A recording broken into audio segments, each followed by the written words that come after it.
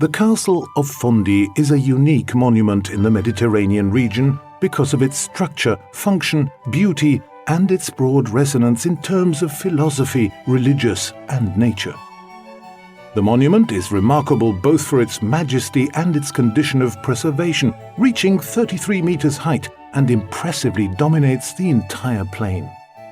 It is admired for its large terrace and as one of the rare examples in Europe of a fortress built on a plain. The construction was integrated with the medieval city walls to defend the settlement built in the decade from 1319 to 1329. Its adaptability to new circumstances saw it become a beacon for all traffic in northern and southern Italy, a last refuge in times of danger, a prison for bandits from 1861 to 1931, and a meeting point between citizens and strangers. The castle is made up of a magnificent keep or round tower, built as an observation tower and later converted to a defensive feature, carefully constructed with cut stones, battlements supported by projecting brackets above a square tower, the base of which was formed from huge blocks of square stones, and a fortress with high cylindrical towers at the corners made of irregular stones. The latter feature machicolations that enable the defenders to be protected when forced to hurl any type of vertical projectile or operate an offensive weapon against attackers.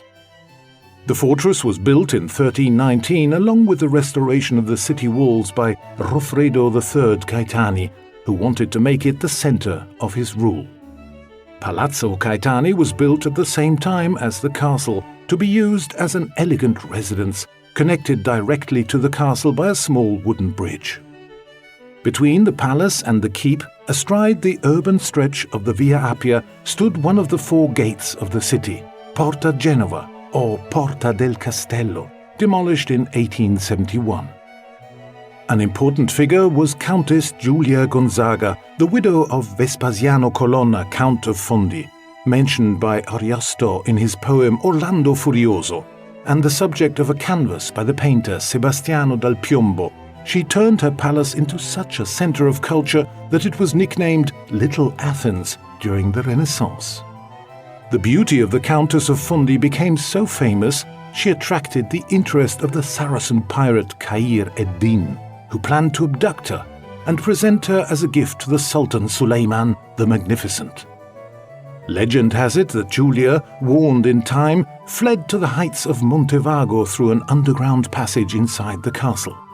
The local historian Bruto Amante sought to commemorate that Countess Giulia Gonzaga by erecting a marble stela on Montevago. The Caetani family played a significant role in the city.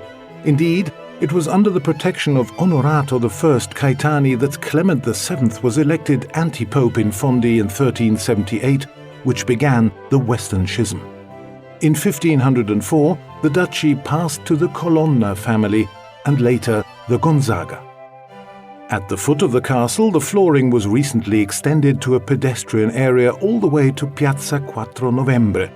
The monument, the perfect symbol of the city of Fondi, having survived the turbulent events of the last century, is today admired and visited in all its splendor by citizens and tourists alike. Today it hosts conferences and cultural, historical and political events, as well as impromptu photographic and art exhibitions. It forms a beautiful backdrop to long evening walks in the summer season and for gatherings of young people who have transformed the pedestrian area and the square into a meeting place.